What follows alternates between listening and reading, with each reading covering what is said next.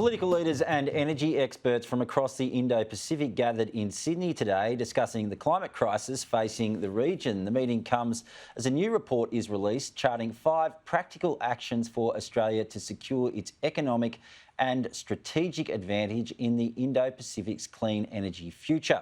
Joining me live is James Bowen, Policy Fellow at the Perth USAsia Centre. James, thanks for joining us today. We heard Penny Wong, the Foreign Minister, speaking today, saying that climate change was the biggest security threat to the region, bigger even than China. Do you agree with that assessment? Well, I think that's true. If you look at the long run challenges of climate change compared to the threat of China, and the climate challenge is already being felt, where we're seeing, unprecedented flooding in Australia. A lot of the region is seeing a rise in natural disasters. It's an existential threat for low-lying developing island nations in the Pacific and in the Indian Ocean. A lot of major metropolitan centres throughout the Indo-Pacific risk inundation and other crises in the future because of climate change. So, I mean, we can't underestimate the challenge of China, obviously, but I think that, climate change is here as a challenge, and it's not theoretical to the same extent that China is. So where does our strategic advantage lie when it comes to a clean energy future?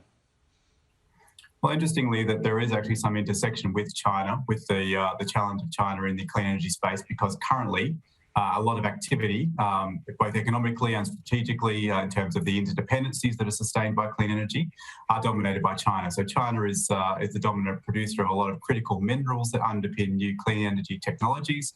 It has a lot of dominant positions in the development of those technologies itself.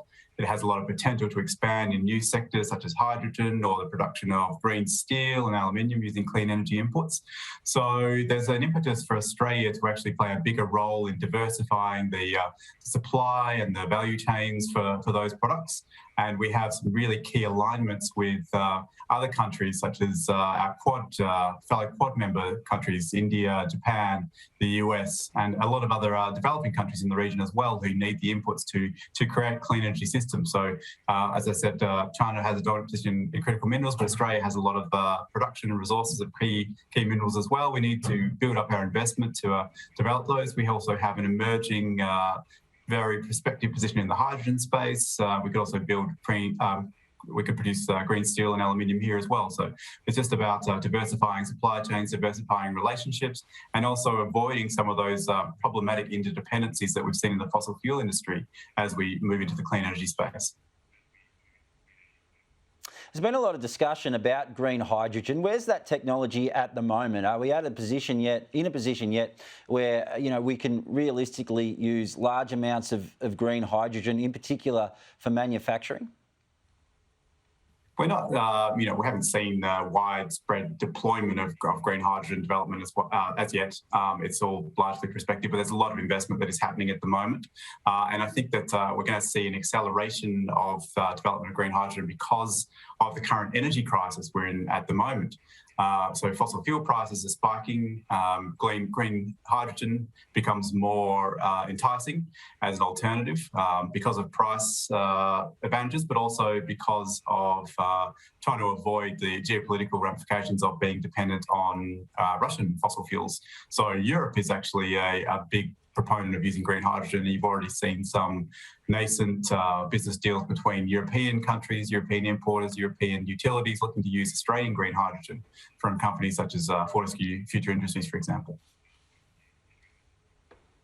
Australia has committed to reducing emissions by 43% by 2030 and also to have 82% renewable energy for its electricity generation.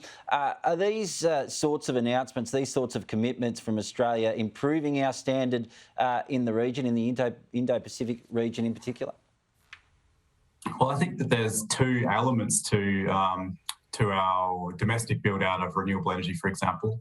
One is that we as a country actually have a critical over dependence on imported fossil fuels in the oil sector in particular. And we also have exposure to international price spikes because we participate in international markets for coal and gas as a major exporter. So there's a lot of exposure to that international environment because we haven't developed our renewables, our domestic renewables at the pace we should have. So if we do that, we will actually have much improved energy security, and we'll actually be able to weather some of the pricing shocks that come from dependence on fossil fuel markets. But also, I mean, there's a soft power benefit to improving our clean energy positions, improving our commitments to climate domestically, particularly when we're dealing with Pacific Island countries who, see climate change as an existential threat and have for a long time been stressing that they want to see much more improved climate action from Australia. Well, James, thanks for joining us on Sky News today. Thanks a lot.